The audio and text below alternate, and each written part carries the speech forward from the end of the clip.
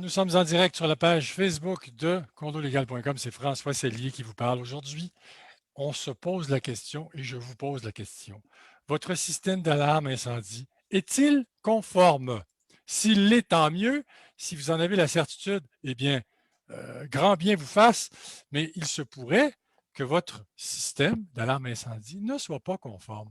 Auquel cas, il faudrait y voir parce qu'il y a des normes qui sont sévères, qu'il faut respecter, et en cas d'infraction à la règle, ça peut coûter cher. Vous souvenez-vous de la tragédie de l'île Verte, le 23 janvier 2014, hein? Par une nuit glaciale, un incendie majeur ravageait une résidence pour personnes âgées. Et résultat, 32 morts. C'est beaucoup de monde, ça. Et mon cœur est avec eux, même si ça fait 6 ans. Que Dieu ait leur âme, évidemment. Depuis le 18 mars 2013, la Régie du bâtiment du Québec a renforcé les règles en matière de sécurité incendie, hein, en vertu du chapitre bâtiment du Code de sécurité. Eh bien, après l'île verte, un an plus tard, les normes ont été d'autant plus resserrées. Hein, ça touche notamment les immeubles à logement résidentiel dont les copropriétés divisent. Alors, le chapitre bâtiment du Code de sécurité là, hein, prévoit des exigences plus contraignantes, par exemple, par rapport à celles en vigueur pendant la construction de bâtiments d'habitation abritant des lieux de sommeil, évidemment, dont les appartements détenus en copropriété divisent. Donc, les occupants pourraient prendre plus de temps à réagir et à évacuer les lieux en cas de sinistre lorsqu'ils sont endormis. Alors, on parle d'un phénomène lié notamment au vieillissement de la population et tout ça est une question d'audibilité des signaux. Alors, il y a des choses qu'il faut savoir en ce domaine et nos invités vont vous en parler. Je vous les présente à l'instant. Dans tout logement, par exemple, ou dans une suite d'hôtels ou de motels comptant plusieurs pièces, le niveau de pression acoustique, c'est-à-dire le nombre de décibels du signal d'alarme incendie doit être d'au moins 85 décibels près de la porte d'entrée. La porte fermée, là, la porte d'entrée fermée, c'est 85 décibels. Bon, donc je repose la question. Hein? Est-ce que votre système d'alarme incendie est conforme aux nouvelles normes en vigueur? Il semblerait que plusieurs syndicats de copropriétaires ne seraient pas conformes en cette matière, bien souvent parce qu'ils ne le savent pas. Et quand ils l'apprennent, ils tombent des nues et ils se disent hein, ben voyons donc, moi je pensais que j'étais conforme. On a des détecteurs de fumée, nous avons des extincteurs à chaque étage, nous avons une lumière, des lumières d'urgence à tous les étages. On pensait qu'on était conforme, mais non, c'est plus que ça. Alors, donc, pour parler de tout ça, la table est mise pour cette web radio qui est une présentation de Gaudreau Assurance. Je vais vous le montrer, le site, je vous le montre chaque fois que Gaudreau Assurance est un de nos commanditaires ici. Donc, une présentation donc, de Gaudreau Assurance. Je vous le montre immédiatement. Si je peux l'avoir, là, j'ai un blanc ici. Je vous le montrerai tout à l'heure, ça n'a pas d'importance. Je vous le montrerai tout à l'heure. Alors, donc, pour parler du sujet d'aujourd'hui, mes invités sont Raymond Roussel, vice-président et cofondateur de l'entreprise Service Dragon Shield. Bonsoir, Raymond Roussel. Bonsoir, M. Sellier. Les deux autres, ben, je vous les représente, mais vous commencez à les connaître par cœur. Valérie Couture, gestionnaire de copropriété et fondatrice de Condo Stratégie. Bonsoir, Valérie. Bonsoir. Et Yves Papineau, avocat émérite au cabinet LJT. Bonsoir, Maître Papineau. Bonsoir, M. Sellier. Alors, avant d'aller plus loin, juste vous rappeler des petites choses intéressantes là, concernant condolégal.com. Alors, sur le site condolégal.com, il y a des fiches pratiques que vous pouvez consulter, que ce soit dans la section syndicats, fiches pratiques, gestion, même chose, assurance, travaux, vos droits, ressources. Donc, vous pouvez consulter des fiches pratiques qui traitent de divers sujets et également, vous pouvez voir une vidéo qui célèbre les 50 ans de la copropriété québécoise. Vous cliquez ici et ça vous amène directement à cette vidéo qui résume la les 50 ans de la loi sur la copropriété, ça a commencé le 28 novembre 1969. Le législateur a instauré la première mouture d'une loi sur ce type d'habitation, donc collectif. Alors, donc, je reviens à nos invités. Dans un premier temps, Raymond Roussel, est-ce que c'est vrai de dire que plusieurs syndicats de copropriétaires ne sont pas conformes en matière de sécurité incendie? Oui, absolument. On peut affirmer effectivement que les condos datant d'avant le 7 novembre 2000 principalement sont des bâtiments, des immeubles qui sont généralement en non-conformité avec la nouvelle réglementation. Donc, et ça veut dire quoi concrètement? Est-ce que ça veut dire que les lacunes peuvent être sérieuses, sévères ou ce sont des petits détails? Ça peut être de moyennement à très sérieux dans le sens que souvent les concepteurs des systèmes de sécurité de l'époque n'ont pu suivre la règle puisqu'elle n'existait pas encore. Le premier code, vrai code de sécurité incendie, a apparu en 1995. Ça fait que c'est un peu normal que les bâtiments de type condo qui datent principalement dans la région de Montréal des années 80 sont généralement présentement en dehors des normes. En dehors des normes. Et Maître Papineau, vous nous disiez à l'instant que les nouvelles normes sont d'application immédiate. Il n'y a pas de droit acquis ou de clause grand-père qui nous permettrait de dire, nous, ça ne nous concerne pas. Monsieur Sellier, le but, c'est la santé et la sécurité des occupants de l'immeuble. Alors, il n'y a pas de peut-être demain où je vais le faire, c'est d'application immédiate et les syndicats ou tout propriétaire d'immeuble doit immédiatement se conformer aux nouvelles lois, aux nouveaux règlements. Alors donc, juste vous redire que cette web radio est une présentation de Gaudreau Assurance. Vous allez dans l'onglet Entreprise, donc gaudreauassurance.com, assurance avec un S et assurance immobilier. Et là, vous tombez dans la section consacrée à l'assurance en copropriété divise. Donc, Gaudreau Assurance est un cabinet de courtage en assurance de dommages où travaillent des courtiers aguerris dans le domaine de la copropriété. Pour une couverture adéquate, les compétences de Gaudreau Assurance ne sont plus à démontrer. Vincent Gaudreau, qui en est le vice-président, a maintes fois trouvé un nouvel assureur à plusieurs syndicats de copropriétaires devenus orphelins d'assurance. On peut consulter leur site web, donc en tapant Gaudreau Assurance avec un S.com. C'est une firme de courtage en assurance de dommages extrêmement compétente dans le domaine de la copropriété. Voilà, c'est dit. Maintenant, Monsieur Roussel, j'ai énuméré, je n'ai pas énuméré, il y a des normes là en vigueur qui sont toutes simples, mais que je crois que les internautes devraient savoir, que nos auditeurs devraient connaître. Par exemple, à compter du 18 mars 2014, on disait qu'il fallait que notamment les copropriétés soient munies d'avertisseurs de fumée dont le déclenchement doit entraîner la mise en marche de tous les autres présents dans un même logement ou une même suite. Donc, ces avertisseurs de fumée, lorsqu'ils se déclenchent, doivent entraîner la mise en marche de tous les autres présents dans un même logement. Est-ce que toutes les copropriétés ont cet équipement ou non? Oui, en fait, tel qu'on en a discuté précédemment, les bâtiments construits depuis 2010 sont effectivement équipés de ce genre de détecteurs interreliés entre eux.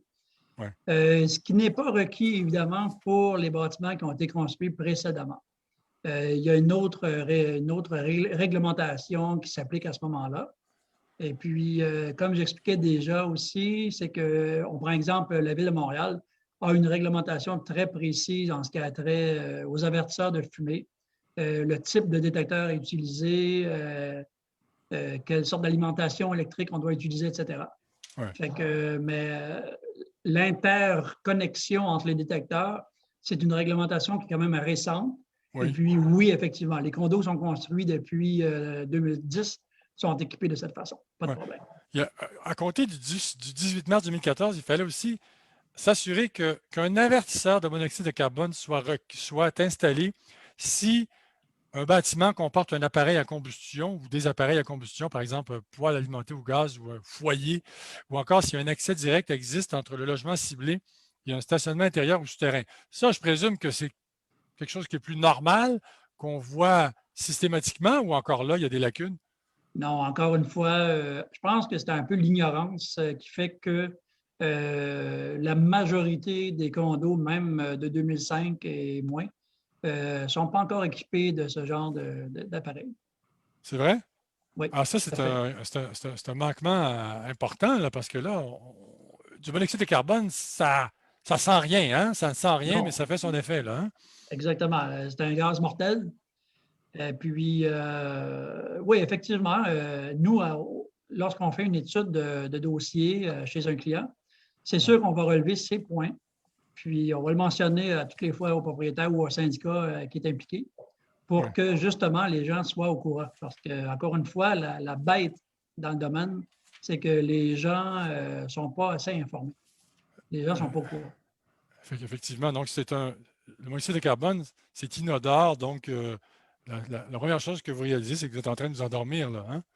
Est-ce qu'on Oui, peut tout à comprendre ça? fait. C'est tout Bon, à fait. C'est inodore, incolore. C'est un sans tueur saveur, sans silencieux. rien, là, Ouais, effectivement. c'est Donc, ça. euh, on va revenir à d'autres éléments là, qui font partie des règlements tout à l'heure.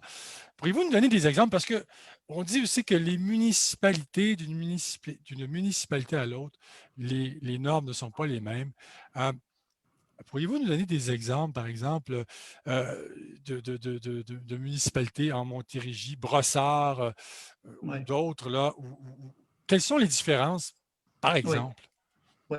Ben, à la base, il faut comprendre que la réglementation est provinciale. Ouais, Ce qui est stipulé dans le chapitre sécurité de la Régie du bâtiment, c'est un minimum. Comme on disait précédemment, les municipalités peuvent exiger davantage. ouais, Ils ont le droit de le faire. Ils sont l'autorité suprême en protection incendie, puisqu'ils sont les premiers intervenants. ouais. Si on prend exemple, vous disiez tantôt qu'on exige un 85 décibels à l'intérieur des logements lorsque la porte est fermée, près de la porte. Dans ce qui est, pas la Montérégie, mais l'agglomération de Longueuil, on va plutôt exiger un 75 décibels, mais à OK. l'intérieur des chambres, lorsque la porte est fermée. Ah, OK. Malgré que le code n'en exige pas autant, les municipalités peuvent le faire. Peuvent en faire plus. Donc, Ouais. donc un syndicat de copropriétaires devrait, en premier lieu, avant d'entreprendre des démarches pour mettre à jour son système de sécurité incendie, système d'alarme incendie, devrait s'informer auprès de sa municipalité des normes en vigueur, n'est-ce pas? Bon, Soit que le syndicat s'informe ou soit que le syndicat fasse affaire avec un entrepreneur ou des spécialistes qui vont les orienter vers ces solutions. OK. Donc, Comme nous, exemple, chez Dragon Shield, nous sommes au fait de la réglementation dans les municipalités et on peut aiguiller les propriétaires dans la meilleure solution par rapport à la réglementation. OK. Autre question, M. Roussel, mais tout d'abord, j'invite nos internautes à poser vos questions à nos invités qui se feront un plaisir d'y répondre, à la condition que ce soit en lien avec le sujet d'aujourd'hui, bien évidemment. Alors, posez vos questions, je les relayerai à mes invités. Autre question pour vous, M. Roussel. Ensuite, je passe à Valérie. De ce que je comprends, c'est qu'aujourd'hui, les systèmes d'alarme incendie, est-ce que je me trompe? Vous me direz, là, vous me direz quelles sont les balises, quels sont les paramètres, dans quel type de bâtiment ça doit être installé. J'entends que maintenant, tout, tout bâtiment résidentiel comprenant des lieux de sommeil doivent être munis d'un panneau d'alarme central ainsi que de cloches dans les condos. Est-ce que vous pourriez élaborer davantage là-dessus, M. Roussel? Avec plaisir. La réglementation est claire. Lorsqu'il y a une possibilité de 10 occupants dans un immeuble, à ce moment-ci, un système d'alarme incendie est requis. Il doit être installé selon des normes. On appelle la norme ULC. Et puis, effectivement, la réglementation complète, incluant la signalisation, l'audibilité, tout ce qu'on a parlé depuis tantôt, doit être inclus dans le projet. Ouais. Donc, on résume, 10 occupants, c'est pas beaucoup de monde. Non. La réglementation est de plus en plus sévère à ce niveau. Mhm. Effectivement. Donc, et c'est vrai de dire que ça prend des cloches dans les condos. Là, des cloches, c'est pas des cloches comme des ding-dong, là, mais qu'est-ce que c'est, Ouais. ça sonne comment? Quelle est la sonorité d'une cloche OK. pour un système Euh, d'alarme incendie? oui, très bonne question, parce qu'on comprend que dans les anciens bâtiments, il y avait effectivement des cloches rondes, puis Dans le vrai sens du terme, des vraies cloches, là. des vraies cloches. Des Et ding-dong, là. puis, Bon, OK. ceci maintenant est terminé, c'est proscrit. On doit, les gens vont comprendre facilement. Un avertisseur de fumée a une sonorité, on appelle le mode temporel maintenant, c'est une norme internationale. Et puis, l'avertisseur de fumée dans les blocs de condos, dans les établissements, vont avoir ce qu'on appelle un klaxon électronique qui va fonctionner avec la même séquence de fonctionnement. Ce qui fait pour effet que lorsqu'on entend ce son, on peut tout de suite le lier à un problème d'alarme incendie. Ah, OK. Et on a poussé plus loin la réglementation, Je comprends. puisque si on va aux États-Unis ou en Europe, on va avoir le même type de signalisation. OK. C'est une norme internationale. C'est standardisé à l'international. Donc, Tout à fait. Ouais. tel type de sonorité correspond à tel type d'urgence, tel type d'événement. Voilà, c'est clair. C'est tout à fait ça. Ouais. C'est une bonne idée, c'est intelligent, au fond. Ouais. Valérie Couture, dans les copropriétés que vous gérez, là, comment ça se passe au niveau du système d'alarme incendie? Quand vous devez dire à un syndicat, là, écoutez, là, votre système d'alarme incendie, moi, je viens d'arriver ici, là, ça fait 2 mois, là, puis c'est pas conforme votre affaire. Il faut que vous le mettiez à jour, que vous le mettiez à jour pour qu'il respecte les normes. Comment c'est accueilli habituellement, ce genre d'observation? Dans un premier temps, nous, comme gestionnaire, faire appel à des professionnels comme Raymond, sur lesquels on va reposer notre offre au syndicat de penser à faire ces travaux-là. Parce que souvent, la mauvaise volonté n'est pas là, ils ne sont pas au courant. Donc, quand une compagnie vient faire son travail, et ça, je tiens à le dire, c'est que les gestionnaires et les copropriétaires, les administrateurs, s'en remettent énormément aux professionnels qui va passer parce que depuis le début de la web radio, Raymond arrive avec des dates, des codes, des affaires. Comment voulez-vous qu'en plus, on gère des syndicats à Brossard, à Laval, à Montréal? Donc, nous, on doit s'en remettre aux gens qui sont là-dessus. C'est sûr que c'est jamais bienvenu, François, surtout pas ces années-ci. Hein? On sait où est-ce qu'on va pelleter l'argent. Il faut la pelleter quelque part parce qu'il y en a besoin. Oui.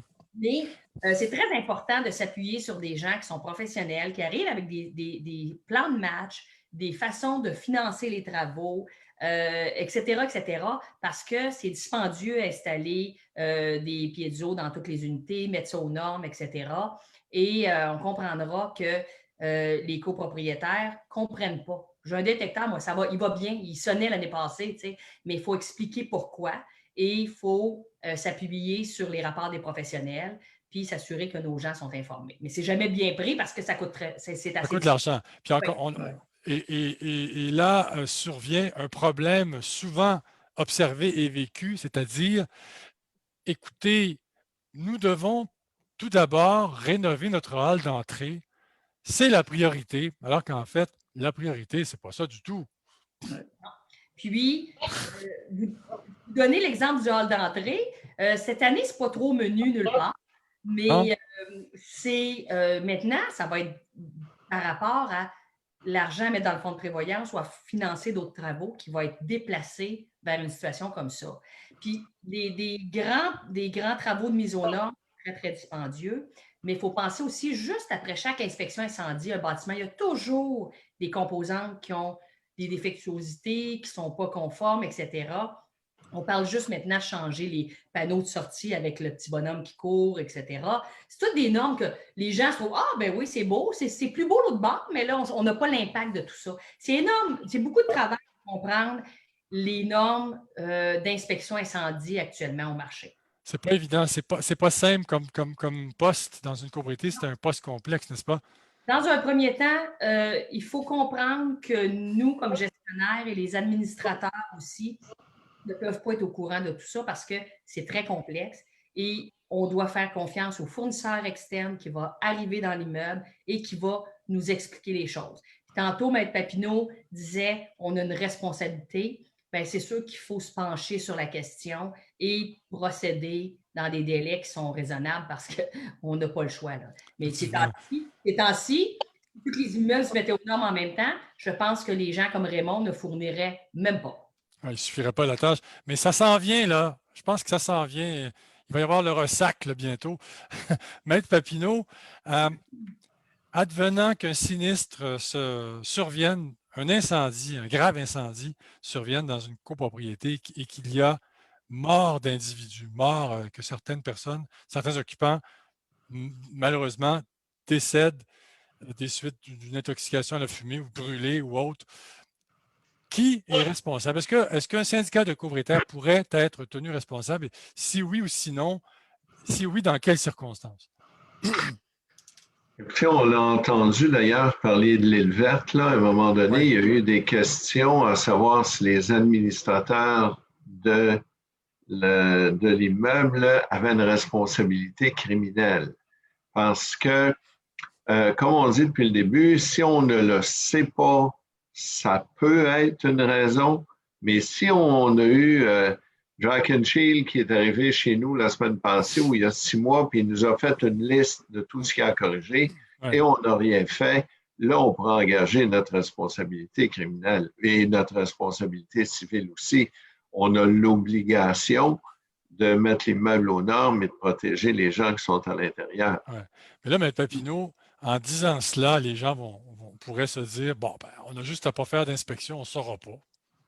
Ben, c'est sûrement pas moins négligent, dans le sens qu'on a l'obligation, de le faire. Comme on dit depuis le début, et de toute façon, dans les normes, les règles et les règlements des municipalités, là, on dit depuis tantôt, ce n'est pas nécessairement la même norme, la même règle, le même délai, mais il y a des inspections obligatoires.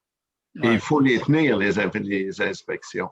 Et peut-être, je devance peut-être votre question, mais c'est beau de dire qu'il faut qu'on fasse l'entrée, mais je vais vous dire, quand il y a un inspecteur de la ville qui passe chez vous et qui s'aperçoit qu'il y a XXX qui ne fonctionne pas, le coût des pénalités finit par coûter le même prix que la rénovation de l'entrée. Là. Alors, on est peut-être mieux de s'en occuper. Mais là, M. Papineau, on parlait de responsabilité possiblement criminelle. Non, on ne veut pas terroriser les gens là, puis de leur dire que si jamais ça arrive, ben, les administrateurs vont aller en prison. Ce n'est pas l'idée. Mais un autre facteur aggravant pourrait être le suivant. Vous me corrigerez si je me trompe, M. Papineau.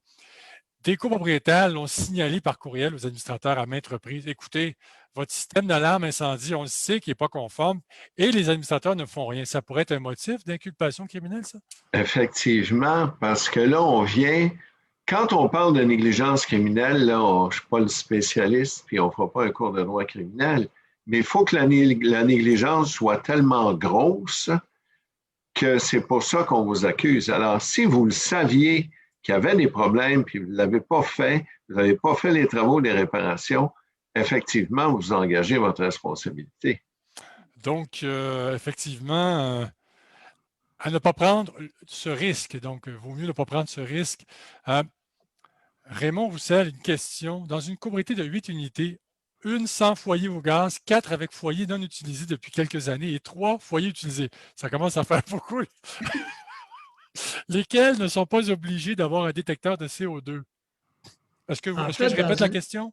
Non, non. Dans une situation comme celle-ci, on va se reporter à la règle qui a été lue au début de l'émission qui dit que chaque condo possédant un appareil de combustion, que ce soit au gaz ou qu'importe, doit obligatoirement être équipé d'un appareil combiné fumée et détection de monoxyde de carbone. Okay, donc, étant donné que c'est des appareils qui sont autonomes, ce n'est pas une complexité. Et donc, ça n'a pas rapport avec leur utilisation ou non. S'ils ne sont pas utilisés, tu dois l'avoir. S'il y en a un, tu dois l'avoir. Exactement. C'est ce qu'il faut comprendre? Okay. Oh oui, tout à fait, c'est ça. Une très bonne question, soit dit en passant. Puis une autre bonne question. Chez nous, nous avons tous des détecteurs de fumée qui sont reliés par fil électrique. Sont-ils nécessairement reliés à ceux des autres unités et ceux des corridors? J'imagine qu'il faudrait que vous y alliez pour voir, mais est-ce qu'il y a une réponse possible à donner? Oui, tout à fait. En fait, c'est illégal de brancher les avertisseurs de fumée sur le réseau central. Ah, OK. Les avertisseurs de fumée sont dédiés seulement à l'utilisation à l'intérieur des suites ou des condos. Ne doivent jamais être utilisés dans le système central. C'est aussi simple que ça. Alors, oui, effectivement. Donc, la réponse est claire. N'hésitez pas à poser vos questions. Nos invités y répondront avec plaisir. Un commentaire, les gens se disent toutefois qu'il vaut mieux ne pas être administrateur. Donc, signer une ex-administratrice pendant 4 ans. Donc, c'est la meilleure façon de ne pas être, comment dirais-je, imputable à quelque niveau que ce soit, évidemment, ne pas être administrateur. Mais ça, c'est une autre paire de manches parce que Non, mais M. Salier, ça m'interpelle c'est un petit choquant, peu hein? parce C'est que choquant, hein? ça, c'est comme quelqu'un qui dit moi, c'est mieux que je conduise pas l'autobus, comme ça, j'aurai pas d'accident. C'est Mais ça. si tu conduis pas l'autobus, ça se peut que tu t'en ailles pas où tu veux aller aussi, là. Effectivement. Alors, OK. quand tu laisses les autres conduire l'autobus, je suis pas sûr que ça donne le résultat que tu veux obtenir. Non. Alors, malheureusement, puis je suis content que cette dame-là fasse la remarque parce que ce n'est pas vrai que c'est compliqué ou dangereux. On le dit depuis le début, il faut se renseigner, il faut engager les personnes compétentes. Alors, qu'est-ce qu'on fait? La loi nous oblige à faire des inspections. M. Roussel, je ne me souviens pas, là, puis ça dépend peut-être des municipalités, mais il y a des normes, il y a des règles. Faites-les faire, les inspections, et respectez ce que l'entrepreneur va vous dire. C'est tout. C'est pas plus compliqué voilà. que ça, là. Ouais. Et en plus, moi, j'aimerais mieux, moi, être administrateur puis m'assurer que mon immeuble est en bon état que laisser quelqu'un d'autre le mal gérer et que je sois pris au milieu d'un incendie, là. Effectivement, c'était pas la meilleure, c'est pas l'idée du siècle. Maître Papineau, donc, est-ce que la mise aux normes d'un système d'alarme incendie peut se classer dans la catégorie des travaux urgents, auquel cas les administrateurs n'auraient pas à obtenir l'aval de l'Assemblée des copropriétaires? Alors, il y a déjà eu des décisions de la Cour. Quand c'est du respect des règlements ou des lois, on n'a pas à demander l'autorisation aux copropriétaires pour respecter la loi. On respecte la loi et on fait les travaux qu'il y a à faire. Ouais. Valérie Couture, bon, je sais que vous êtes fidèle à vos syndicats et que vous n'avez pas l'habitude de les abandonner, loin de là, mais est-ce que vous avez déjà dit à un syndicat, écoutez, moi, je ne peux pas continuer comme ça, là. Votre copropriété n'est pas aux normes. S'il y a un incendie, ça va être la catastrophe ici. Avez-vous déjà dû mettre votre poing sur la table, comme dirait l'autre, pour forcer un peu la main des administrateurs? En fait, une fois peut-être, et ça s'est réglé, mais je dirais que, règle générale, les gens ne sont pas contents, mais sont conscients que quand on fait une inspection incendie, les recommandations sont importantes. Donc, il y a des choix un peu déchirants à faire. Et la plupart du temps, c'est sûr qu'on fait un plan de match après, puis on essaie de le faire. Des fois, c'est sûr qu'il faut lever le ton un peu en disant c'est vraiment sérieux ce qui est marqué là, puis il faut le faire. C'est même pas une option de ne pas le faire. C'est juste de penser à la planification de ces travaux-là, tout ça. Mais il faut toujours donner le temps aux gens de digérer quelque chose. Ouais. Quand je pense à l'administratrice tantôt qui dit ça, c'est que je pense que ces temps-ci, on arrive avec une surcharge au niveau de la demande que les syndicats doivent faire pour différentes raisons à leurs copropriétaires. Et ça devient de plus en plus difficile de passer quelconque demande ou de travaux. Et quand on parle de mise aux normes, comme on en parle ce soir, on ne parle pas juste de remplir les extincteurs aux 5 ans ou avant terme parce qu'il n'est plus bon. On parle de vraiment des sous importants. On parle de plusieurs milliers de dollars pour mettre des bâtiments. Donc, c'est sûr qu'il faut planifier nos affaires et s'assurer que les gens sont conscients de ce qui s'en vient. La meilleure chose qu'on doit faire ces temps-ci pour éviter des crises, il faut essayer de plus d'expliquer. Des fois, on n'a pas le temps, mais il faut expliquer aux gens qu'est-ce qui se passe. Ouais. Alors, l'auditrice tout à l'heure qui a dit qu'il vaut mieux ne pas être administrateur, elle le disait à la blague, évidemment, et c'est une auditrice, une abonnée de nos web radios. Je la salue, je lui dis bonjour.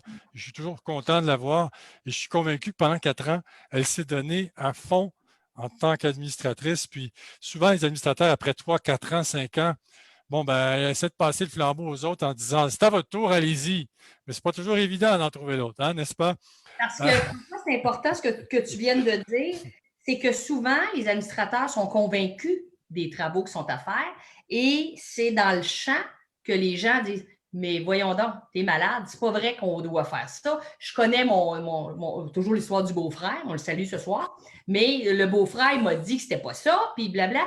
Tu sais, maintenant, c'est la chaîne d'information, ce que tout le monde essaie de se mélanger à la soupe, qui vient assombrir la décision, dans le sens que ça prend plus de temps parce qu'il y a de la mauvaise information qui circule. Oui, effectivement. Vincent Roussel, je reviens aux nouvelles normes. Là. On dit notamment que si la construction ou la transformation de votre bâtiment remonte avant le 7 novembre 2000, on en parlait tout à l'heure, il est possible, voire probable, que le système de détection et d'alarme incendie existant nécessite une mise à jour. Hein? Là, j'aimerais que vous nous expliquiez sommairement là, un truc un peu technique, c'est-à-dire pour respecter la plupart des exigences du CNB 1995 MOD Québec. Oui, modifié Qu'est-ce que Québec. c'est que ça? OK. Bon, en fait, c'est assez simple. On parle quand même d'une réglementation là, qui date, on vient de le dire, de 1995. On est en 2021. Si on était dans l'ouest du pays, on édite une réglementation, puis le lendemain, elle s'applique. Le Québec est la seule province au Canada où on applique un code qui date de plus de 20 ans pour des situations de bâtiments qui datent aussi de plus de 20 ans. Donc, ce que ça dit en gros, c'est que oui, on doit évidemment avoir un système d'alarme incendie conforme avec des détecteurs de fumée reliés au réseau central dans les corridors, au puits d'escalier, et puis évidemment une nomenclature qui est exigée par le laboratoire des assureurs. Mais je dirais que à la base, la majorité de ces bâtiments-là ont quand même quelque chose aujourd'hui. On en parlait précédemment cette semaine. Les bâtiments du début des années 80 n'avaient aucun système. C'était simplement un circuit électrique à travers lequel on passait des câbles. Puis, s'il y avait une panne électrique, rien ne fonctionnait. Malheureusement, il y a encore de ces bâtiments-là aujourd'hui qui existent. Et puis, le code de 1995, dans des situations comme celle-là, évidemment, c'est des frais beaucoup plus importants qu'un bâtiment qui a déjà un panneau de contrôle conforme avec des détecteurs conformes dans lequel on ne doit seulement que rajouter de la signalisation dans les condos. Ça, c'est quand même quelque chose qui est assez abordable comparativement à un bâtiment qu'on doit tout refaire. Raymond Roussel, combien ça coûte? Ça, c'est la question clé. Là, hein? Tout le monde pose la question, combien ça coûte? Évidemment, ça dépend de ce qu'on achète, de la qualité des composants, de la taille du bâtiment. Prenons un bâtiment typique en copropriété, disons, entre 8 et 20 unités. Là. Il faut mettre à jour le système d'alarme incendie. Il faut installer un panneau. Il faut installer des cloches. Il faut installer le kit de base pour être conforme. Combien ça peut coûter? Et combien ça prend de temps à installer tout ça?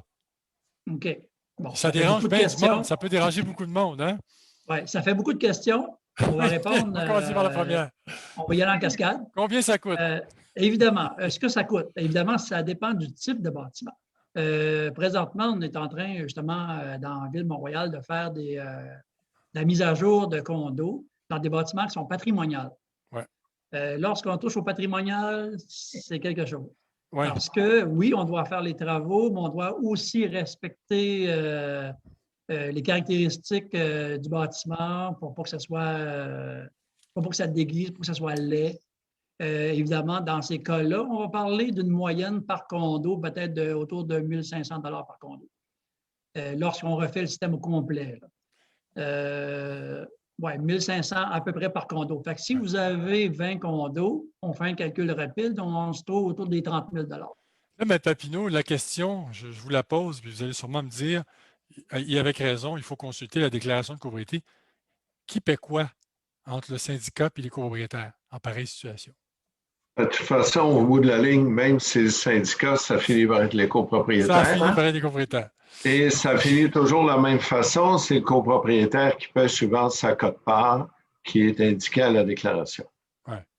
Oui, c'est ça. Parce que c'est le même principe pour les détecteurs de fuite d'eau à installer dans au sein d'unités résidentielles. Ça peut être soit le syndicat ou... Mais qu'est-ce qui est mieux, Maître Papineau? Qu'est-ce qui est mieux que ce soit le syndicat qui paye? Parce que Oui. des fois, on se dit, comme vous venez de le dire vous-même, peu importe de quelle poche ça sort, ce sont toujours les copropriétaires qui payent. Écoutez, c'est certain que c'est mieux que ce soit le syndicat qui s'en occupe. Premièrement, le syndicat va s'assurer que tout est fait et va pouvoir contrôler la démarche. Ça va faciliter beaucoup de choses. Moi, je suis certain que M. Roussel aime mieux faire affaire avec le syndicat. Premièrement, il fait une facture soit un chèque. Il ne fait pas 18 ou 35 factures. Oui, c'est ça. Il ne prend pas 2000 rendez-vous avec les gens, puis les gens, à dernière minute, ne sont pas là. Puis les gens, finalement, ils viennent perdre son emploi. Là, il dit, si je ne réponds pas, peut-être qu'ils ne viendront pas faire les travaux, je ne payerai pas. Alors, il n'y a même pas de question, M. Sellier. Tous les travaux dans un immeuble, que ce soit sécurité incendie ou pour les détecteurs de fuite d'eau, ça devrait être le syndicat qui gère, qui commande et qui facture les copropriétaires, évidemment, suivant leur code-part. Donc, au moment de réécrire sa déclaration de copropriété, un syndicat qui verrait la clause disant que les copropriétaires doivent payer devrait changer ça pour que ce soit les syndicats. Non. Que les copropriétaires doivent payer, ça finit par être ça, il n'y a aucun problème. Souvent, ce qui est mal écrit, c'est que le rédacteur a écrit que le copropriétaire devra voir à mettre à jour, et à payer. Alors, ça, peut-être, ce n'est pas la rédaction la plus heureuse parce que, de fait, c'est le syndicat qui doit y voir, mais c'est le copropriétaire qui doit payer. Et qu'il paye directement ou qu'il paye à travers les charges communes, il finit par payer le même prix. Là. Il va payer le même prix. C'est juste que c'est une forme de paiement différente. Raymond Roussel et ensuite Valérie. Question, porte coupe-feu. Le Code du bâtiment dit que nous devons en avoir. Doivent-elles rester fermées en tout temps pour la prévention? C'est bien sûr. Porte coupe-feu. Monsieur, Oui. est-ce que c'est une obligation en tout temps? Oui.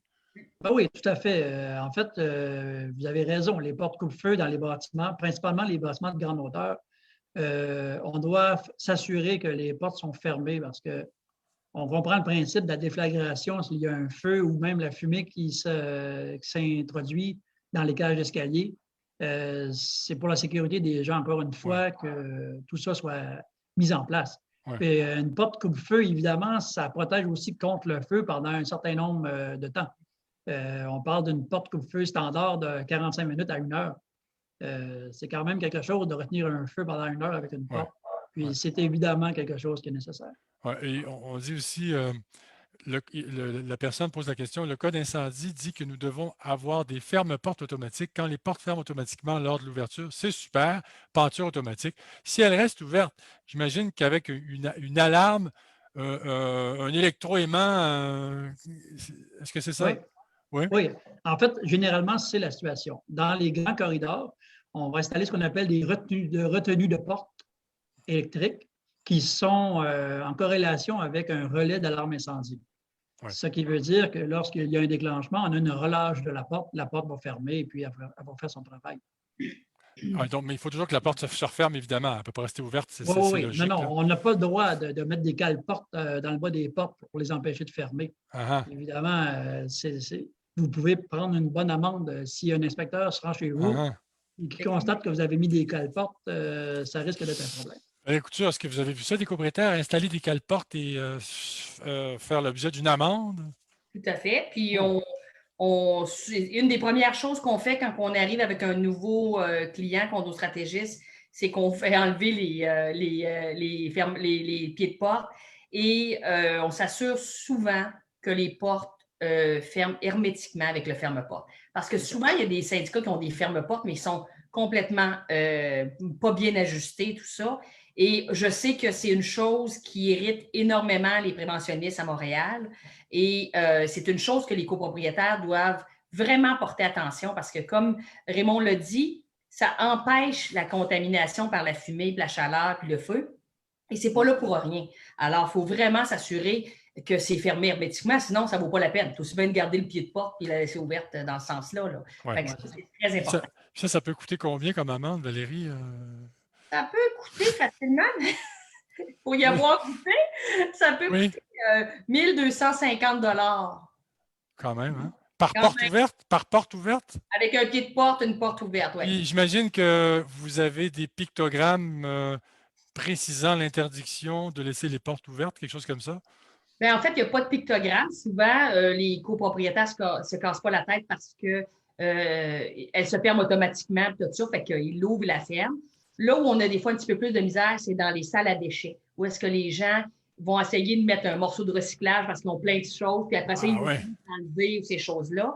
Mais je vous dirais que de ce côté-là, dans les copropriétés, c'est quand même respecté. Oui, quand même. Vous savez que c'est important de comprendre que, M. Raymond l'a dit tantôt, l'ultime décision revient aux préventionnistes des villes et il faut s'assurer que les bâtiments sont conformes, que les portes ferment bien, que les inspections sont faites. Et ça, peut-être que Raymond pourra en parler, mais il y a beaucoup de questions dans les petits syndicats, qui sont souvent de nos auditeurs, qui se demandent, est-ce que je dois faire une inspection d'incendie? Chez nous, on est 6 unités, on n'a pas de panneau d'alarme, etc. Tu sais, il y a beaucoup de questions que les gens, puis des fois, ils ne font pas ça pour mal faire, mais ils n'ont jamais fait. Fait que, tout à coup, pourquoi on fait une inspection? Bien, parce que c'est obligatoire, certaines normes, etc. Effectivement. Justement, Raymond Roussel, pour qu'un syndicat de copropriétaires s'y retrouve dans ce dédale, dans ce labyrinthe, dans ce complexe dossier qu'est le système d'alarme incendie, l'approche client, quelle est la meilleure approche client? C'est d'aller le rencontrer puis de dire, écoutez, nous allons inspecter, laissez-nous regarder, on va vous dire ce qu'il y a à faire. Oui, c'est tout à fait la bonne démarche. L'inspection qui est requise, de toute façon, une fois par année, depuis 2004, selon le code ULC 53604, nous demande de faire la vérification des équipements au complet. Suite à l'inspection, nous préparons un rapport qui inclut les remarques, les recommandations, les déficiences. Et puis, on envoie au client le détail de tout ça avec une proposition de règlement, une soumission qui va inclure les réparations demandées. OK. J'ai une question pour vous, M. Papineau. Lors de l'inspection annuelle, si un ou des copropriétaires refusent d'ouvrir leurs portes pour que la firme inspecte les avertisseurs dans leur unité, pourraient-ils être tenus responsables si une défaillance de leur système cause de lourds dommages? C'est certain, mais le syndicat doit trouver une façon d'entrer. Au pire, aller procéder par injonction, là, parce que je l'ai dans un immeuble où j'ai un copropriétaire, lui, il trouve ça bruyant, les alarmes. Alors, il les a enlevées. Mais comme il les a enlevées, ça affecte le système central. Le système central fonctionne mal. C'est donc dangereux pour tout le monde dans l'immeuble. Alors, malheureusement, il faut agir. Là. On ne peut pas juste dire, bon, ben, c'est de sa faute, puis lui brûlera. Non, non, ça se peut qu'il y en ait d'autres qui brûlent en plus de lui. Là. Effectivement. Mais là la situation peut être délicate. Est-ce qu'une clause pénale en pareille circonstance peut nous aider en disant par jour de refus, vous payez tant? Ça fait plusieurs fois qu'on en parle, M. Sellier, mais moi, les clauses pénales, j'y crois, là, ça évite des frais d'avocat et les gens comprennent le message avec ça. Mais en matière de sécurité incendie, on ne peut pas se permettre de ne pas respecter. Non, on ne peut pas laisser quoi que ce soit au hasard. Maître Papineau, une autre question. Celle-là, elle est de moi. Là. On va voir si c'est une bonne question. Bon, alors là, je ne sais plus. Je pense que je ne la poserai pas, ma question. Dans le cas d'un copropriétaire bailleur, est-ce que c'est à lui ou à son locataire de s'assurer que les détecteurs de fumée sont conformes, en bon état de marche? Est-ce que c'est à son copropriétaire de veiller à ce que l'unité soit conforme?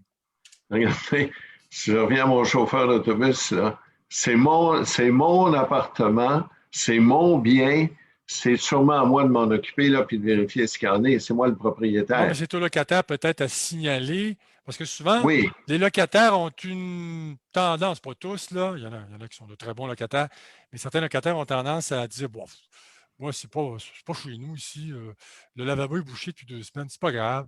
D'ailleurs, ça a causé un dégât d'eau dans une communauté que je ne nommerai pas. Le détecteur de fumée fonctionne ou pas, on ne sait pas. Les systèmes d'alarme, Mais dans les réglementations, puis là, M. Roussel pourra me corriger, là, mais oblige à ce que le propriétaire s'assure que les détecteurs et tout ça soient en état de fonctionnement. Ben, je Oui, rajouterais tout à fait. dans ça. Et est-ce que vous diriez, M. Roussel, et puis Valérie, tu pourrais nous Oui. le dire aussi, est-ce que, évidemment, la collaboration du locataire est requise? Puis est-ce que ça devrait être une.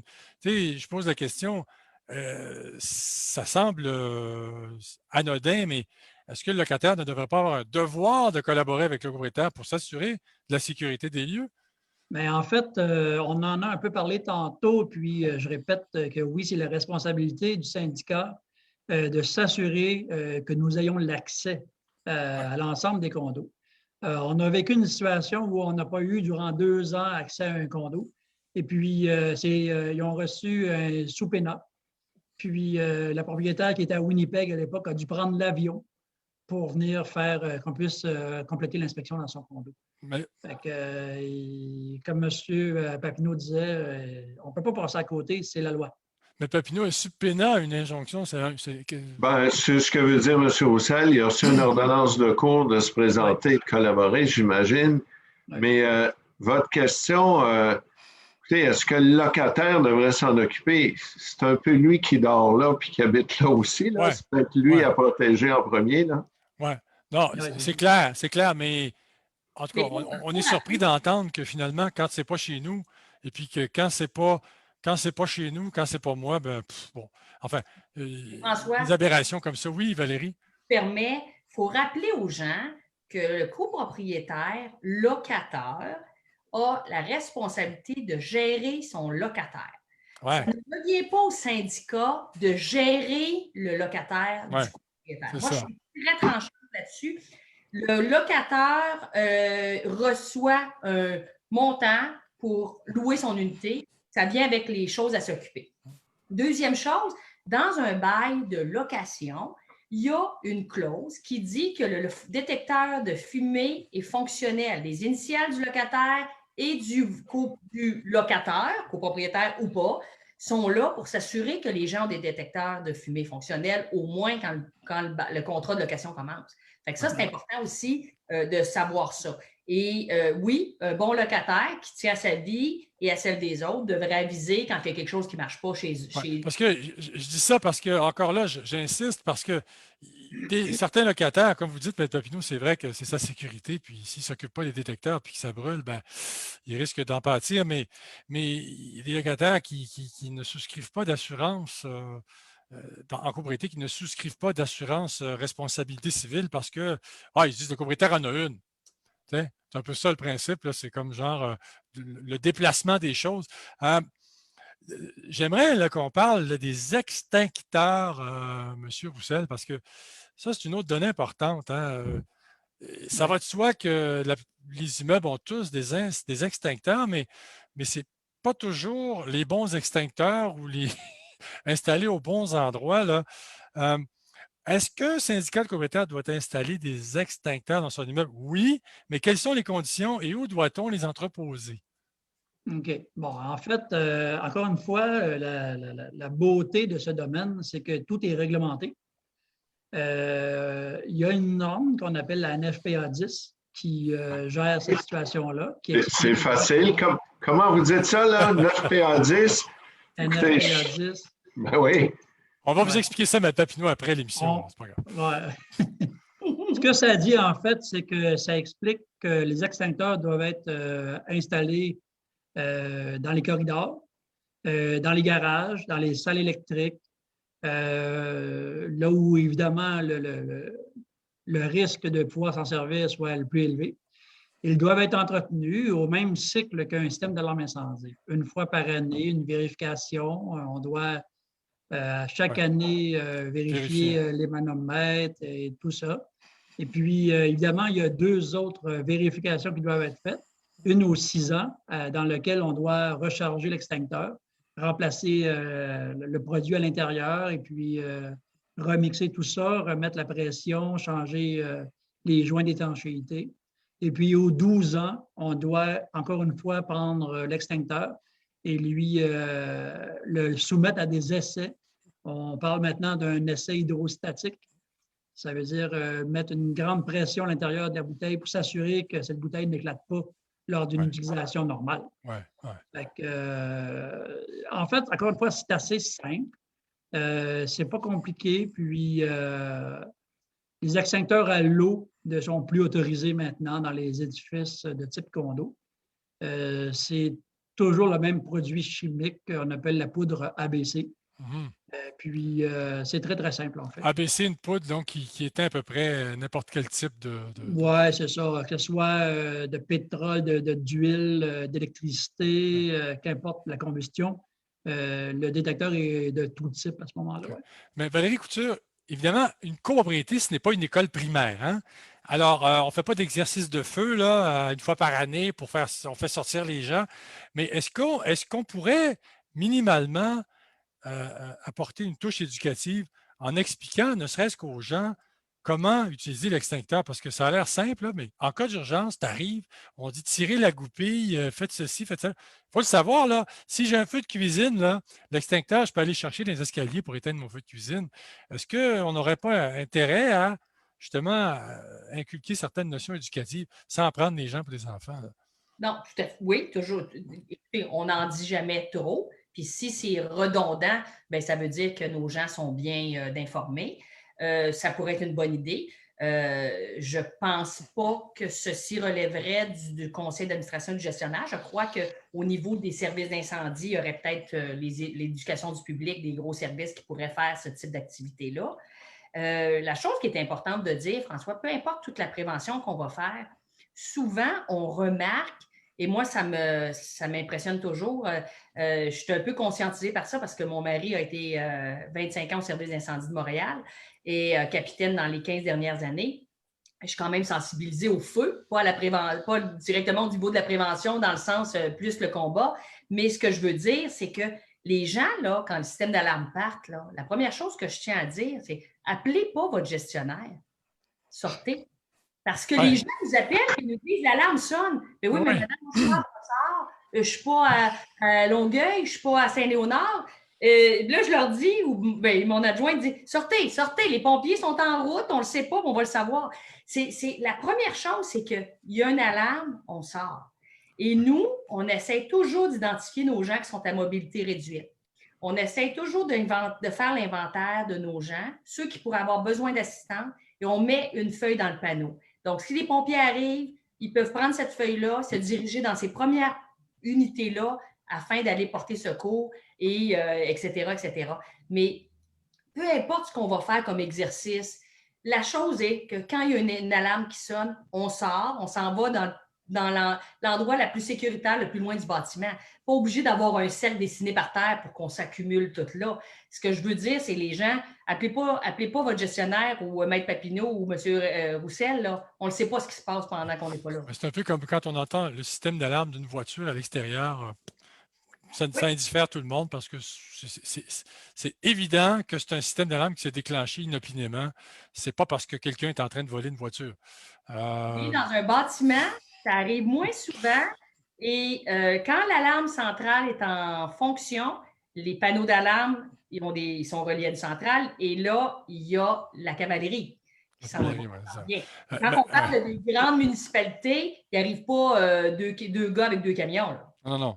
C'est l'armada complète. Oui, mais dans l'immeuble bureau où on a notre bureau, il y a une belle pancarte qui me fait sourire depuis que je l'ai vue. Ça dit « En cas d'incendie, quittez le bâtiment avant d'en parler sur Facebook. » Oh, c'est OK, ouais. C'est sérieux, ça? C'est une blague actualisée, hein? À aujourd'hui, en réalité d'aujourd'hui. C'est fou, hein? Donc, les gens peuvent parler sur Facebook d'une alarme avant de sortir. C'est quelque chose quand même. Maître Papineau, il y avait... vous m'en avez parlé à quelques reprises. Vous en avez déjà parlé à quelques reprises, mais j'aimerais que vous nous racontiez encore cette histoire brièvement dans quelques minutes. Parce que la sécurité incendie, ça concerne aussi les objets encombrants qui traînent. Que ce soit l'hiver, des bottes sur le palier de la porte. pourquoi? Bon, évidemment, on se comprend que s'il faut sortir d'urgence puis qu'on s'enfarge dans des bottes puis qu'on se pète la gueule, on n'est pas très avancé.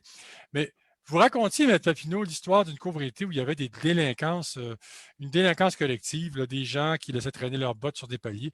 Vous avez pris le plus gros cas et puis vous avez finalement stoppé l'anarchie dans l'immeuble. Il faut donner une leçon, là. À un moment donné, il faut que les gens comprennent que les règlements se doivent d'être respectés. Alors, l'histoire, c'est ça. C'est qu'on avait pris un copropriétaire qui était quérulent et désagréable et qui montait un peu les autres. Et on l'a amené devant le juge pour une histoire qui méritait peut-être pas le coût des honoraires. Mais au bout de tout ça, ça a donné une leçon et tout le monde est rentré dans le rang. Alors oui, il faut faire respecter les règlements. Remarquez, on le dit, M. Roussel le dit, Mme Couture, on ne veut pas être plus catholique qu'il faut, là, mais il y a des lois, il y a des règlements, il faut les respecter, c'est fait comme ça. M. Papineau, vous parlez de quérulents, mais si on parlait aussi des amasseurs compulsifs, vous avez dû en voir dans votre carrière. Et ce qui est surprenant, M. Sellier, c'est de voir. Je l'ai vu dans un immeuble où j'aurais peut-être pas moi habité, mais je l'ai vu aussi dans un immeuble où j'aurais aimé avoir les moyens d'habiter. Il n'y a rien, ça n'a rien à voir avec la condition sociale ou les revenus, là. C'est une maladie qui fait que c'est très dangereux. Et écoutez, j'en ai un dossier présentement, un dossier à l'île des Sœurs, vous donner une idée que c'est pas un coin perdu. La personne n'habite même pas là parce qu'il y a tellement de choses qu'elle ne peut pas habiter là. Et elle continue de rentrer. La nuit, on voit sur les caméras qu'elle rentre des choses dans l'appartement qu'elle a ramassées un peu partout. Peu importe, n'importe quel article, incluant des journaux, des magazines, du papier et tout le reste, c'est quelque chose. Hein? C'est ça. Puis, M. Papineau aussi, vous parliez tout à l'heure. En fait, j'aimerais aussi qu'on... Il ne reste plus grand temps, il nous reste 4 minutes. Les plans d'évacuation de sécurité incendie, évidemment, on ne peut pas prendre les gens par la main comme des enfants d'école pour leur expliquer comment fonctionne un extincteur, mais un plan d'évacuation de sécurité incendie, c'est bien beau, Raymond Roussel, mais encore faut-il le mettre en application au moment opportun. En fait, encore une fois, il y a plusieurs points de loi, de réglementation à ce propos. Oui, les plans d'évacuation sont édités selon des normes ISO. C'est des normes qu'on va rencontrer dans tous les pays. Et puis, aujourd'hui, on gère le type de plan, la grandeur du plan, le style des pictogrammes. Tout ça rencontre des normes ISO. On explique évidemment sur le plan d'évacuation la procédure lorsqu'on entend l'alarme incendie. Et puis, évidemment, tantôt, Valérie parlait d'une feuille dans le panneau incendie.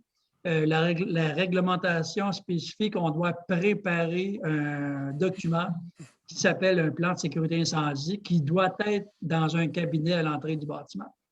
Fait que lorsqu'on a tous ces équipements-là et toute cette procédure d'afficher, les gens, ça va bien. Les gens comprennent et ils font ce qu'il faut. Là. Les gens comprennent et ils font ce qu'il faut. Eh bien, c'est bien. Et c'est tout le temps qu'on avait. Il nous reste 2 minutes. Juste vous rappeler que cette web radio est une présentation de Gaudreau Assurance, donc un cabinet de courtage en assurance de dommages où travaillent des courtiers aguerris dans le domaine de la copropriété pour une couverture adéquate. Les compétences de Gaudreau Assurance ne sont plus à démontrer. Vincent Gaudreau, qui en est le vice-président, a maintes fois trouvé un nouvel assureur à plusieurs syndicats de copropriétaires devenus orphelins d'assurance. On peut consulter leur site web en tapant l'adresse gaudreauassurance avec un s.com et vous allez dans la section entreprise assurance immobilier et vous tombez sur la page consacrée à l'assurance en copropriété. Merci d'avoir été là, c'était très intéressant. Merci à Raymond Roussel, président et fondateur de l'entreprise Service Drag & Shield. Merci d'avoir été là, Raymond Roussel. Valérie Couture, merci beaucoup d'avoir été là. Gestionnaire de copropriété, Condo Stratégie. Avocat émérite Yves Papineau au cabinet LJT, merci d'avoir été là. Maître Papineau, c'est toujours un plaisir de vous recevoir. Et puis, M. Roussel pourrait devenir un habitué éventuellement, vous allez voir. C'est très sympathique ici. On fait ça sans prétention, mais avec beaucoup d'efficacité. Merci à nos invités.